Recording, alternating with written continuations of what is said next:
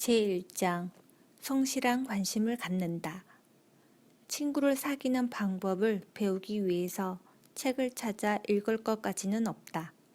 이쪽이 접근하면 꼬리를 흔들고 멈추어 서고 어루만져 주면 좋아서 호의를 보이는 강아지가 바로 그 방면에서는 우리의 스승이다. 집이나 땅을 팔아넘기려 한다든가 결혼해 달라는 등 다른 속셈으로 이와 같은 애정의 표시를 하는 것이 아니다. 무의도식하며 사는 동물은 오직 개뿐이다. 닭은 달걀을 낳고 소는 우유를 주고 카나리아는 노래를 부르지만 개는 오직 사람에게 애정을 바치는 것만으로 살아갈 수가 있다. 내가 5살 때 아버지가 황색 강아지 한 마리를 사오셨다. 그 강아지의 존재는 당신의 나에게 있어서 다른 무엇과도 바꿀 수가 없는 기쁨이며 행복이었다. 매일 오후 4시 반경이 되면 강아지는 앞마당에 앉아서 맑은 눈동자로 가만히 집 안쪽을 쳐다보고 있다. 나의 목소리가 들리거나 혹은 그릇을 들고 있는 나의 모습이 숲 사이로 보이기만 하면 마치 총알처럼 숨을 헐떡이며 달려와서 기뻐 날뛰며 지저대거나 꼬리치곤 했다. 그로부터 5년간 강아지 디피는 나의 둘도 없는 친구였다. 그러나 디피는 어느 날 10피트도 못 되는 바로 눈앞에서 죽었다. 벼락을 맞았다. 디피의 죽음은 한평생 잊혀지지 않는 슬픔을 나의 마음에 남긴 것이다. 디피는 심리학 책을 읽은 적도 없으며 또 그럴 필요도 없었다. 상대방의 관심을 사려고 하기보다는 상대방에게 순수한 관심을 보여주는 편이 훨씬 많은 사람을 알게 된다는 것을 본능적으로 알고 있었던 것이다.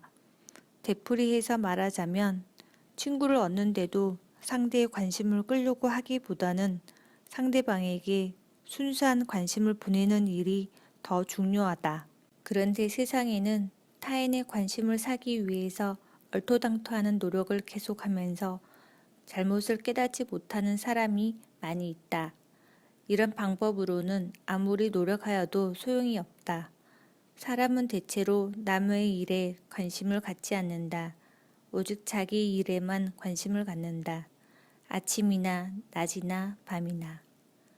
뉴욕의 전기회사에서 어떤 말이 가장 많이 사용되고 있는가를 통화 내용의 통계로 연구한 적이 있다. 역시 가장 많이 사용되고 있는 것은 나라는 말이었다. 500번의 통화에 3,990회나 나가 사용되었다. 여러 사람과 함께 자기가 찍혀있는 사진을 볼 때 우리들은 제일 먼저 누구의 얼굴을 찾는가? 자기가 타인에게 관심을 가지고 있다고 생각하고 있는 사람은 다음 질문에 대답해 주기를 바란다. 만약 당신이 오늘 밤에 죽었다고 한다면 몇 사람의 조객이 장례식에 참가하여 줄 것인가? 또 다음의 질문에도 대답해 주기를 바란다. 당신이 상대방에게 관심이 없다면 상대방이 당신에게 관심을 가질 수 있다고 생각하는가? 단순히 남을 감탄케 해서 관심을 불러일으키려고 하는 것만으로는 결코 참다한 친구를 많이 만들 수 없다. 참다한 친구는 그렇게 만들어지지 않는다. 세계의 영웅 나폴레옹도 그 방면에서는 실패한 사람이다. 조세핀과 헤어질 때 그는 이렇게 말했다. 조세핀, 나는 세계 제일 행운하지만 내가 진실로 신뢰할 수 있는 사람은 당신 한 사람뿐이오. 이 조세핀조차 그에게 과연 신뢰할 수 있는 인간이었던가는 매우 의심스러운 일이라고 역사가들은 말한다. 빈의 유명한 심리학자 알프레드 아들러는 그의 저서에서 다음과 같이 말하고 있다. 타인의 일에 관심을 갖지 않는 사람은 고난의 인생을 걷지 않으면 안 되며 타인에게 커다란 폐를 끼친다. 인간의 모든 실패는 그러한 사람들 사이에 생겨난다. 심리학 책은 많지만 어느 것을 읽어도 이만큼 의미심장한 말을 좀처럼 찾기 힘들 것이다. 이 말은 몇 번이고 되풀이해서 의미해 볼 가치가 있다. 나는 뉴욕 대학에서 단편 소설을 쓰는 방법에 대해서 강의를 들은 적이 있다. 강사는 고려아지 잡지의 편집장이었다. 그는 매일 책상 위에 높이 쌓이는 수많은 원고 속에서 어느 것을 집어 두세 군데의 대목만 훑어보아도 그 작가가 타인을 좋아하고 있는지 어떤지 즉각 알 수 있다고 한다. 그는 이렇게 말한다. 작가가 타인을 좋아하지 않는다면 세상 사람도 역시 그의 작품을 좋아하지 않는다. 이 편집장은 2번이나 강의를 중단하고 다음과 같이 말했다. 설교의 냄새가 나서 죄송스러우나 나는 목사와 같은 말을 하고 싶다. 만약 당신들이 소설가로서 성공하고 싶다면 남에게 관심을 가질 필요가 있음을 마음에 새겨두기 바란다. 소설을 쓰는 데에도 그것이 필요하다면 사람을 다루는 경우에는 그보다 몇 배나 더 필요하다고 생각하면 틀림없다. 나는 마술가인 하워드 소스톤이 브로드웨이로 왔을 때 그를 만난 일이 있다. 그는 매우 유명한 마술의 왕자요. 40년간 세계 각지를 순회하면서 환각을 일으키게 하였으며 기이한 생각을 갖게 하고 숨을 죽이게 한 요술계의 거장이다. 6천만 명 이상의 손님이 그를 위하여 기꺼이 입장료를 지불하였으므로 그는 200만 달러에 이르는 수입을 거두었다.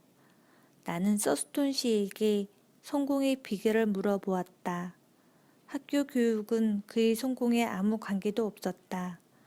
그는 소년 시절에 가출하여 불황자가 되어 화차에 숨어 타고 마른 풀 속에서 자거나 문전 걸식을 하고 다녔다.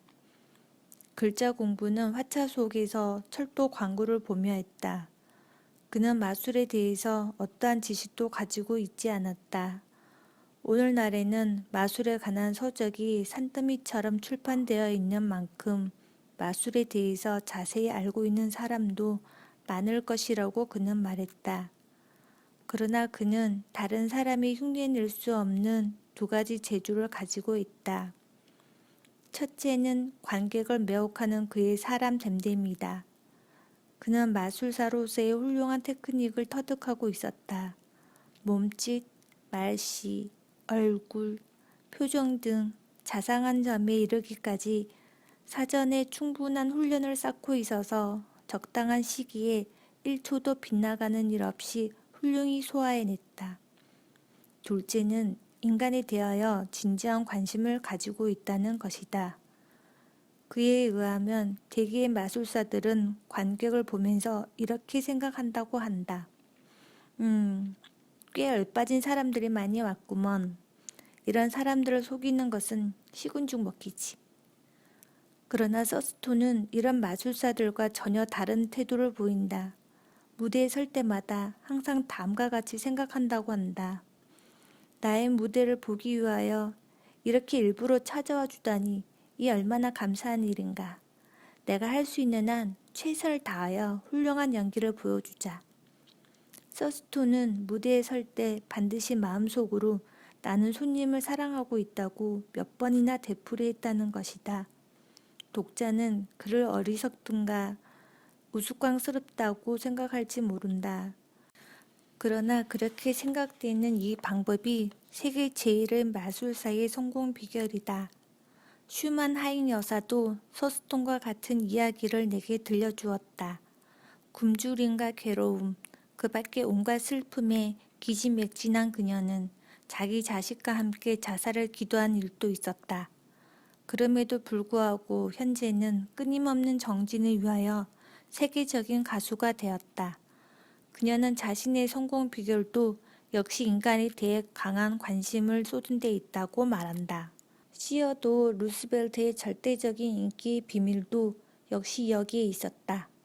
하인 한 사람까지도 그를 흠모하였으며 흑인 요리사 제임스는 요리사의 입장에서 본 시어도 루스벨트라는 책을 쓰기도 하였는데 그 책에 다음과 같은 이야기가 있다. 어느 날 나의 아내가 대통령에게 딱따구리는 어떤 새냐고 물어보았다. 아내는 딱따구리를 본 적이 없었다. 대통령은 나의 아내에게 딱따구리는 어떠어떠한 새라는 것을 입이 닳도록 가르쳐 주었다. 그리고 나서 얼마 뒤에 우리 집에 전화가 걸려왔다. 에모스 부부는 오이스타 베일에 있는 루스벨트 저택 우란의 작은 집에 살았다. 아내가 전화를 받았다. 상대방은 대통령이었다. 지금 마침 그쪽 집 창밖에 딱따구리가 한 마리 와 있으니까 창문으로 내다보면 그 새가 보일 것이요. 그는 일부러 전화로 알려주었던 것이다. 이 작은 에피소드가 대통령의 인품을 잘 나타내 주었다. 대통령이 우리 집을 지나칠 때는 우리들의 모습이 보이거나 보이지 않거나 반드시 여 애니, 여 제임스라고 친근하게 부르곤 했다. 고용인들이 이런 주인을 좋아하지 않을 이유가 없다. 루즈벨트가 태프트 대통령 부처의 부재 중에 백악관을 방문한 적이 있었다. 그런데 그의 재임 때부터 일하고 있던 고용인들의 이름을 한 사람도 빠짐없이 기억하고 있어서 부엌의 식모에게까지 친근한 목소리로 인사를 하였다. 이것은 그가 손 아래 사람에게도 진심으로 호의를 품고 있었다는 증거였다. 요리실에서 식모인 애리스를 만났을 때 루스벨트는 그녀에게 물었다. 지금도 여전히 옥수수빵을 굽고 있어요? 예, 그렇지만 우리들이 먹기 위해 이따금 구울 뿐입니다. 다른 분들은 아무도 드시지 않습니다. 애리스가 접시에 담아서 내놓은 옥수수빵을 한 조각 입에 넣고 씹으면서 그는 사무소로 나갔다.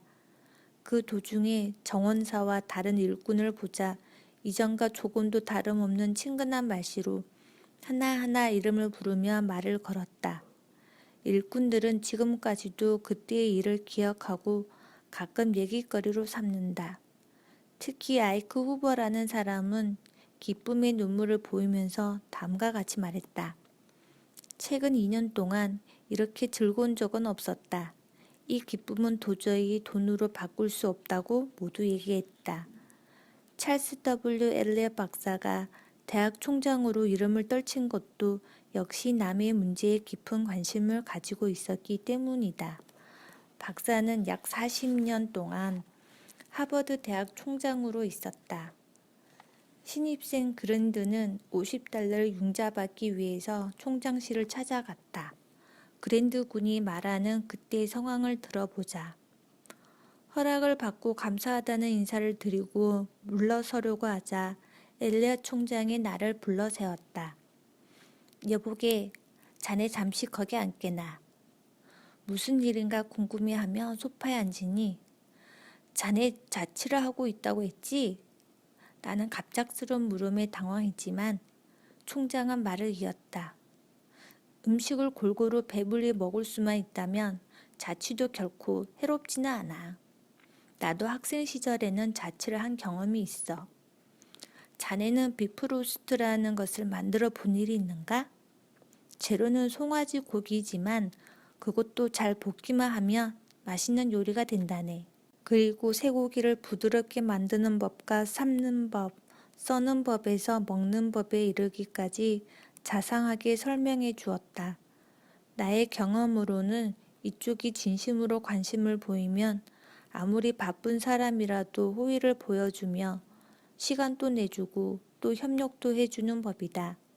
한 가지 예를 들어 말해 보겠다. 오래전 내가 브루클린 예술과학학원에 다닐 때의 얘긴데 그때 소설 작법 강의를 계획한 일이 있다. 우리들은 그 당시에 유명한 작가 캐더 노이지, 하니 허스트, 아이다 다벨, 알버트 펜순 다룬, 로버트 휴즈 등으로부터 유익한 경험담을 듣고 싶다고 생각하였다. 그래서 우리들은 당신의 작품을 애독하고 있으며 직접 이야기를 듣고 성공의 비결을 알고 싶다는 내용의 편지를 작가들 앞으로 보냈다. 각 편지마다 약 150명의 학생들이 서명을 했다.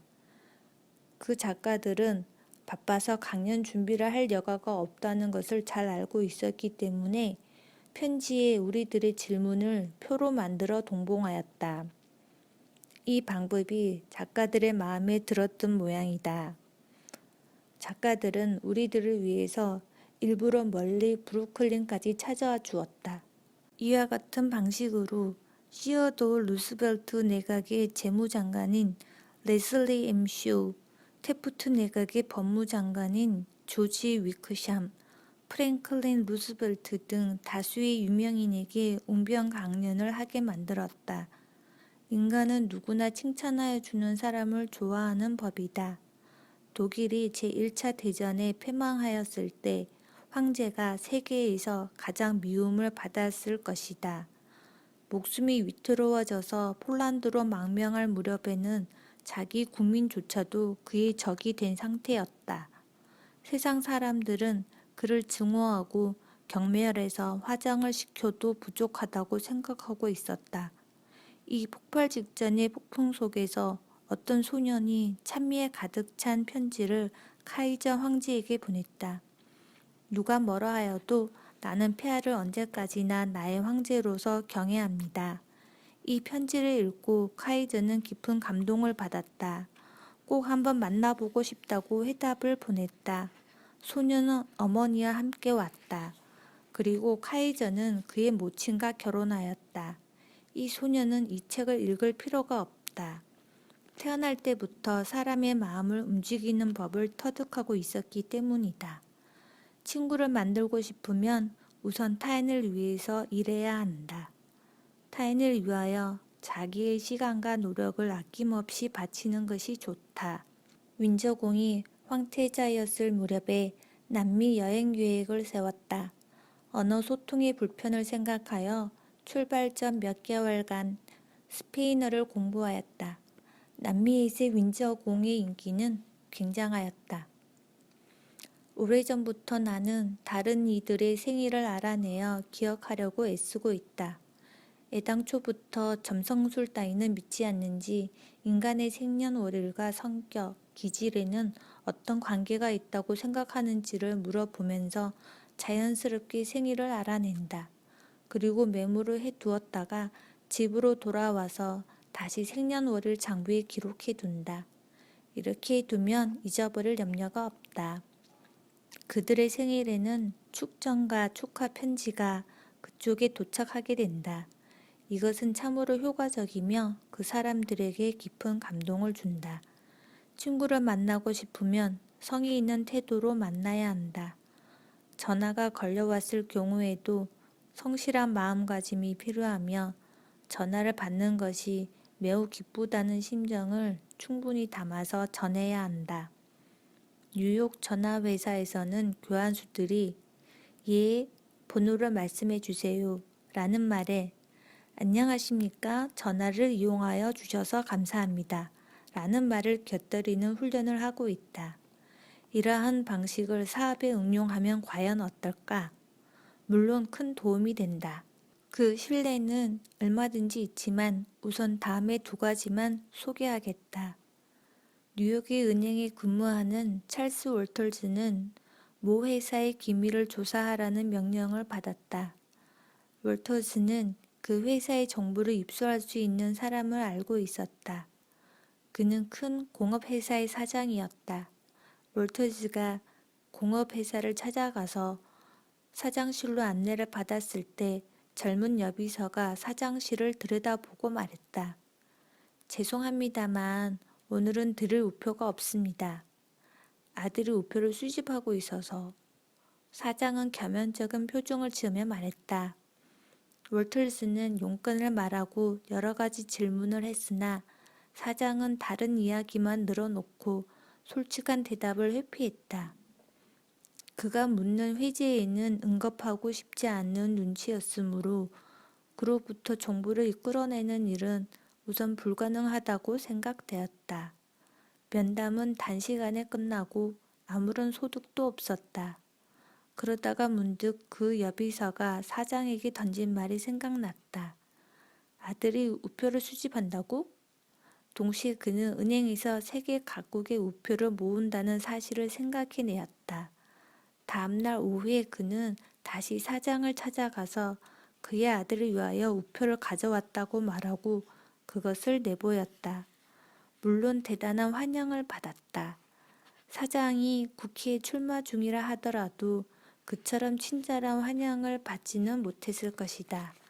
사장은 소중한 듯이 우표를 손에 쥐고 이것은 정말 그 아이의 마음에 들겠어. 야, 이거 굉장하군. 상당한 값이 나가겠어. 라고 중얼거리며 우표에 정신이 팔려 있었다.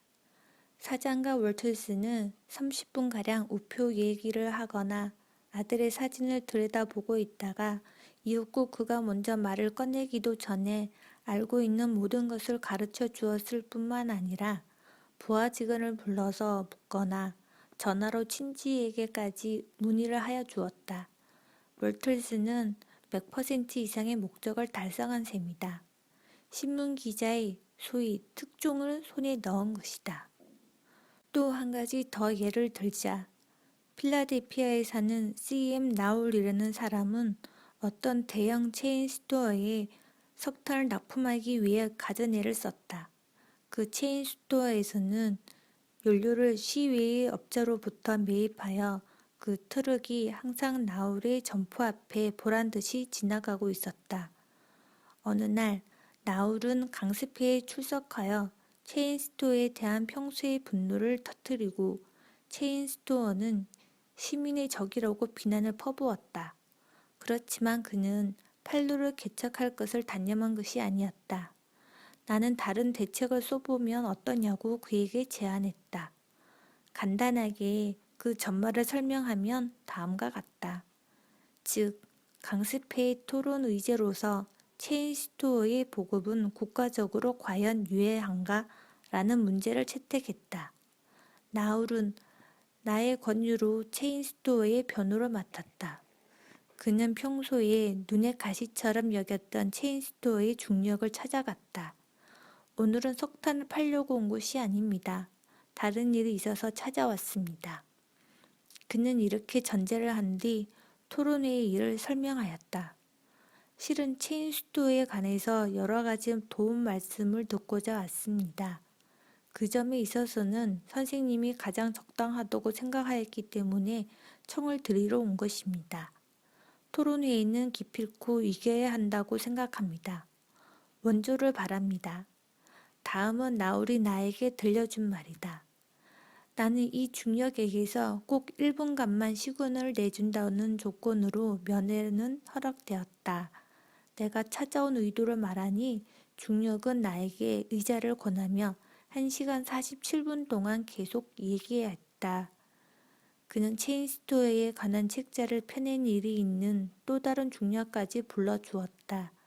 그는 체인스토어가 인류에게 참다운 봉사를 하고 있다고 믿고 있으며 자신의 일에 자부심을 갖고 있다고 말했다. 이야기를 하는 동안 그의 눈은 매우 빛났다. 용건이 끝나고 돌아가려 하자 그는 나의 어깨에 손을 얹고 문 앞까지 마중 나오며 토론회에서 이기기를 바란다고 말하고 그 결과를 반드시 보고하러 와주기를 바란다고 말하였다. 봄이 되면 다시 오시오. 석탄을 주문하고 싶소. 이것이 헤어질 때 그가 한 말이었다. 난 기적을 본 듯한 생각이 들었다. 나는 아무 말도 하지 않았는데 그쪽에서 먼저 석탄을 사려고 했다. 그동안의 나의 방법으로는 10년이 걸려도 할 수 없는 일을 상대방의 일에 성실한 관심을 보임으로써 2시간 만에 해치울 수가 있었던 것이다. 나울이 특별한 새로운 진리를 발견한 것은 아니다. BC 100년에 로마의 시인 파브리아스 시라스는 다음과 같이 말하고 있다. 우리들은 자기에게 관심을 보여주는 사람에게 관심을 보인다. 사람의 호감을 사는 첫 번째 방법은 상대방에게 성실한 관심을 보이는 것이다.